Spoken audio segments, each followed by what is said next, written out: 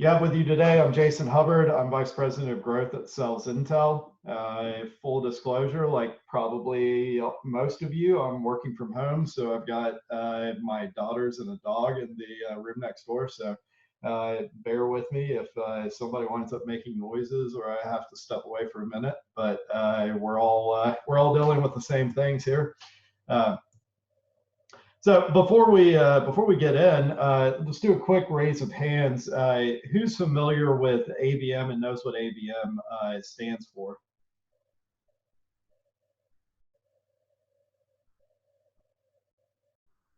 Cool. Looks like about half. So for those of you who are not, ABM stands for account-based marketing.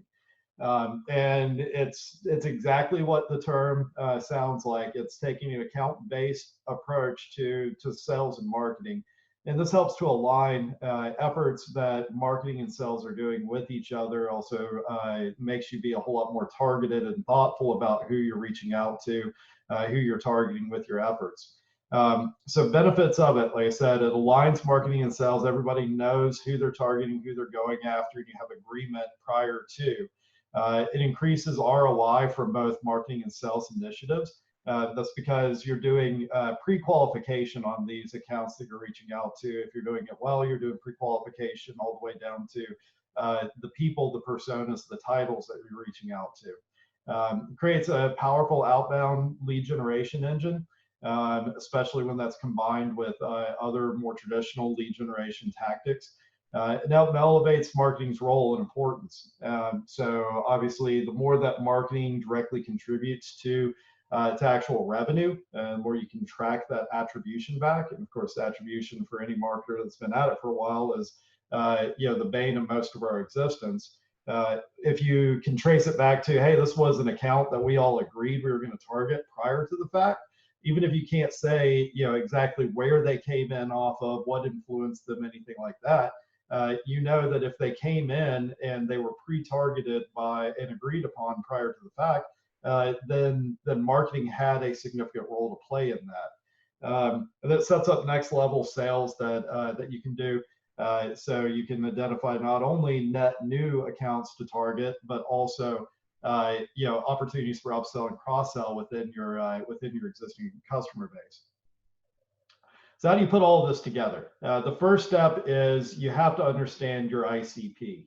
So those of you that didn't know what ABM stands for, I'll define ICP as well. This is your ideal customer profile. So this is exactly what companies you want to sell to, what company profiles, what titles, personas, roles at those companies that are going to be your decision makers.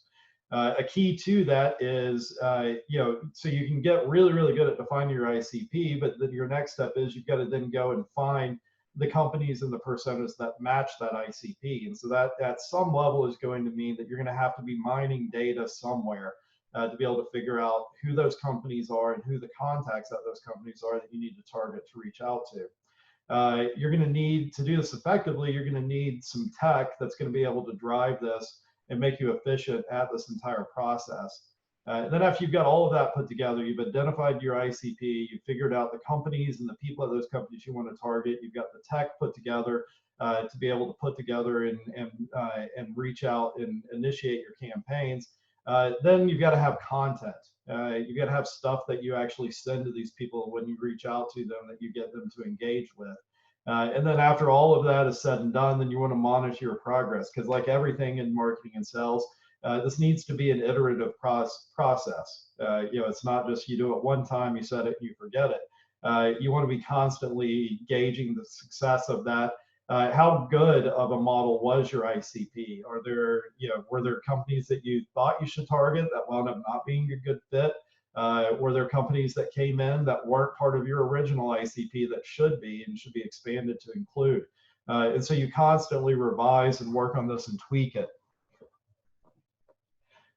All right, so we'll start at the first one. How do you understand and build your ideal customer profile?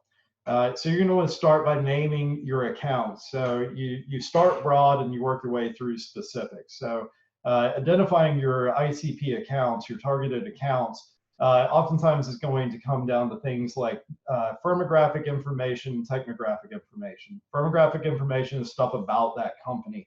What industry or vertical is it in? How many employees do they have? How old is the company? What's their annual revenue? Have they accepted rounds of funding? All the way down to things like geographic areas. Do you have only certain countries, certain territories that you target? Do you have your team broken up based off of territories? And then on the technology side, you have things like, especially for companies that have specific technology plays. So if you have a product that integrates with a certain CRM, or plays nice with certain marketing automation tools, or works with an ERP system, then it's going to be really, really important for you to identify the companies that are using those platforms that you plug into or play nice with. So that's the technographic side. What technologies do they use? Are they employing internally? And then you can even get all the way down into intent data. Intent data is stuff like, are these people exhibiting interest in things that would correlate to an interest in you, your product, or offering? So what things are they searching for? What websites are they hitting? Are they visiting your website in particular? Are they hiring for certain positions? Things like that are going to be intent data that's going to allow you to be able to anticipate, is this somebody that's actually looking for and evaluating a solution like yours? And then once you've figured out this at the company and account level, next you've got to go and take that down to who are those people at the company you need to be reaching out to. And this is more often than not going to just be a single decision maker. Every time somebody does a new study, the number seems to go up. Most recently, it was about 8 decision makers are going to be at the table evaluating your product or service and making a buying decision. The more of those decision makers that you get in front of and involved in your pitch in the buying process, the quicker your buying process is going to be, the more likely it is that you're going to win and that deal is going to close. So similar to what you do at the account level, you need to figure out what are the common factors for the decision makers you want to target. Is it a certain title? Is it a certain role, a certain function? Oftentimes these are going to change based off of the type of company.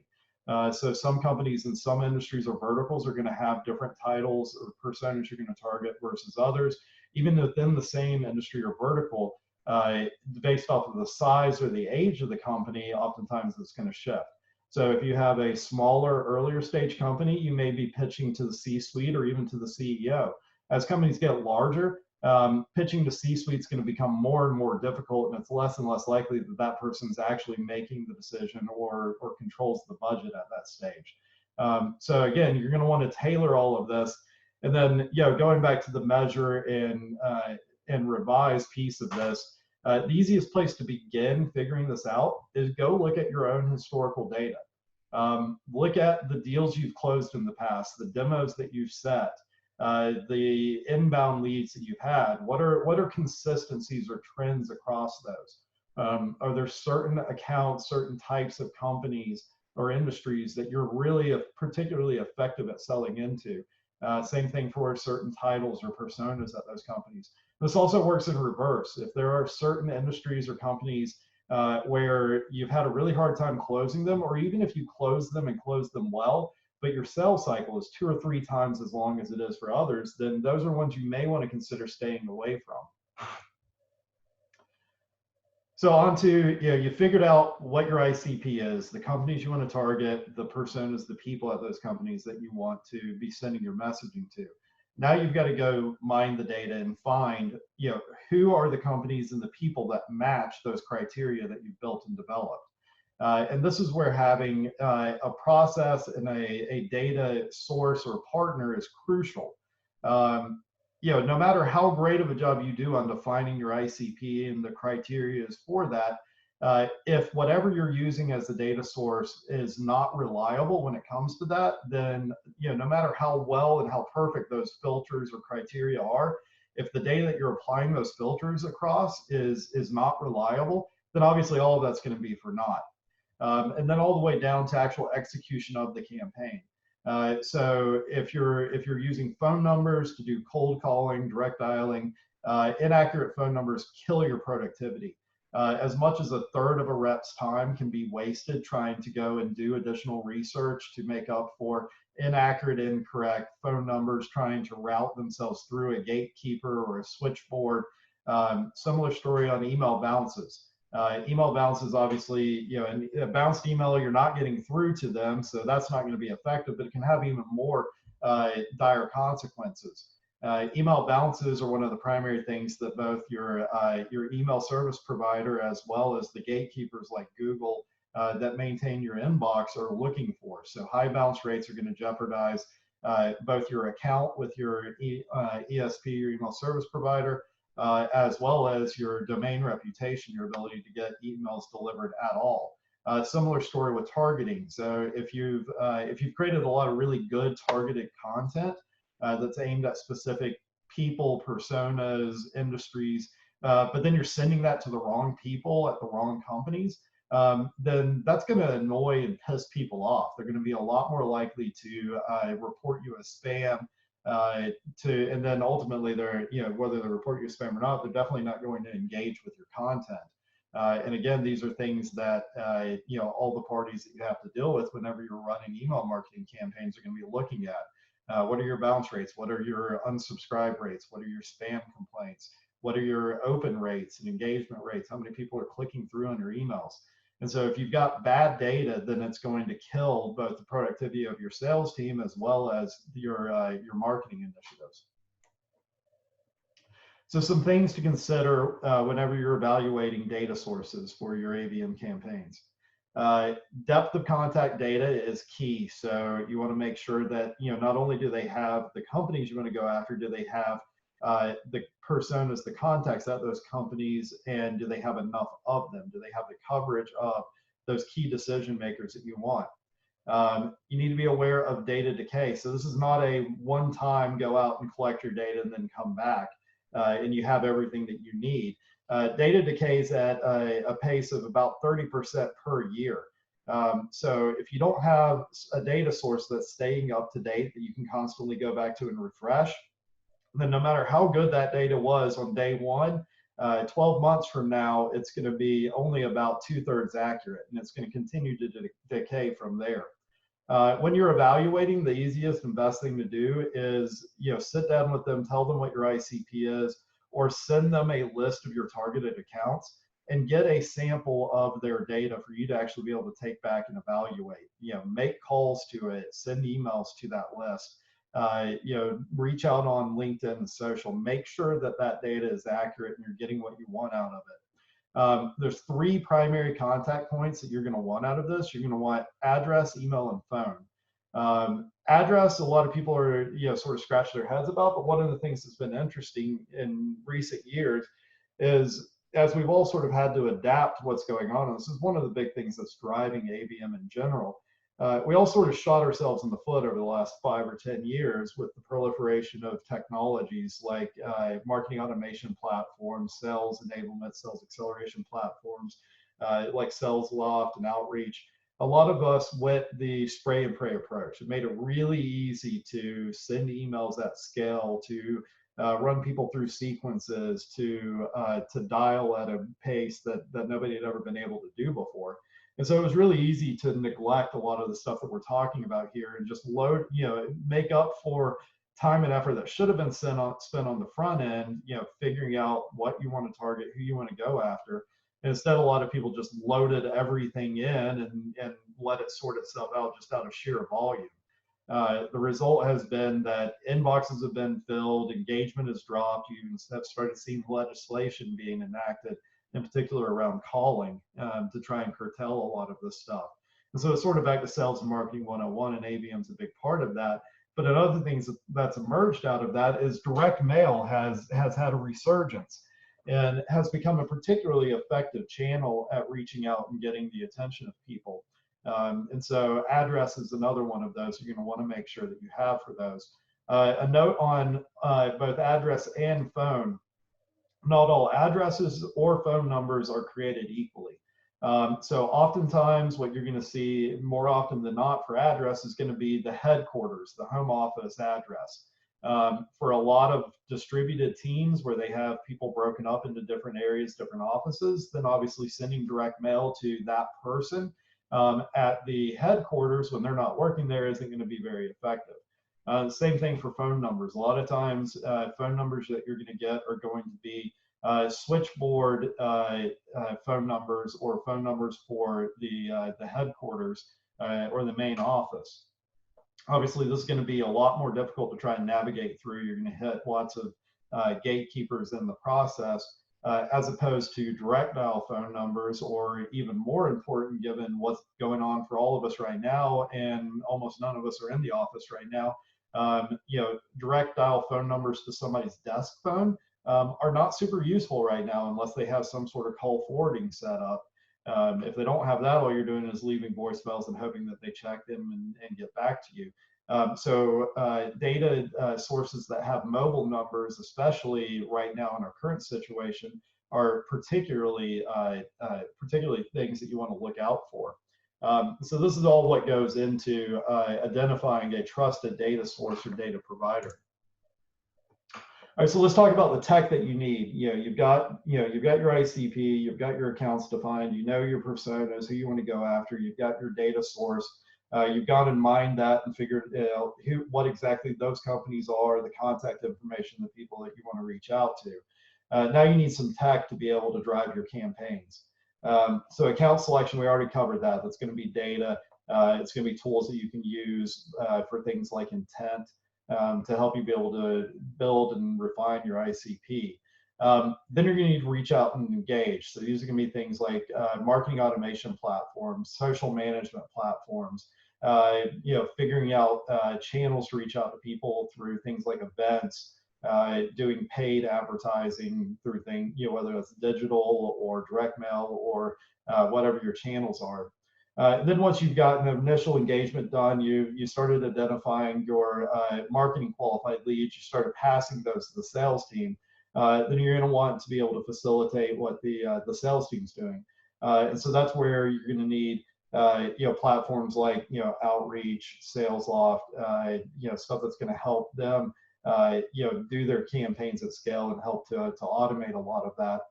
And then you're on to measurement. You're going to have to do lots of testing, optimization, and this is where that combined with infrastructure stuff like CRM is where you're going to collect all of that data. You're going to be able to do the reporting off of it, the analysis, be able to figure out what's working, what's not, and ideally why it worked or why it didn't. All right, campaign planning. So a lot of people get hung up on certain pieces of this, and they're not always the pieces that are going to have the biggest bang for your buck. So the percentages that you're seeing up here in the 4 elements are the impact that each one of these has typically on an ABM campaign. So you can see the data quality is the single biggest thing that you have that you should be paying attention to. It's garbage in, garbage out. So if you're feeding in a bunch of bad, unreliable data into your campaigns, then you're not going to get anything out at the end of it. So it's worth taking the time, making sure that you've properly defined that ICP, that you have a good, reliable data source to be able to drive and feed these campaigns. The second most important, this ties with sequence and frequency, is offers. So what exactly are you giving them? You're going to want to have something that you're using as an enticement. That's something that's a value add. So you're not just doing a straight up sales pitch. Hey, I want to have a meeting or a phone call with you. Especially, this is doubly so early on in the process, high up in the funnel. You want to offer value add stuff for them.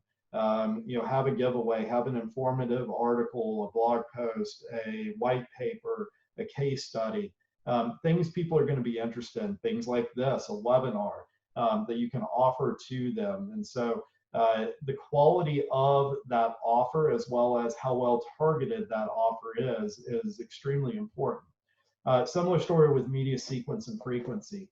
A lot of people get hung up on trying to make an individual piece of it, whether it's an email, a phone call, script, whatever, as perfect as possible. But at the end of the day, the easiest way you can boost your stats is by increasing the number of touches. So you can move, the effectiveness of an email from 60 to 70% and get a 10% bump. But you're going to be a whole lot better off using something that's only 60% effective, but touching them multiple times. You're going to get a whole lot more out of it in the end than you are spending a whole lot of time on that one individual one. That's not to say don't spend time on optimizing each piece, but first make sure you've got the number of touches and the cadence right before you spend too much time on the rest. And then the last piece, and this goes to what I was saying, is creative. Creative is really nailing down the meat of what's in each one of those individual touches. That counter to what a lot of people think is oftentimes the least effective, or where you get the least mileage out of it. And then some notes on what to do as far as the offering.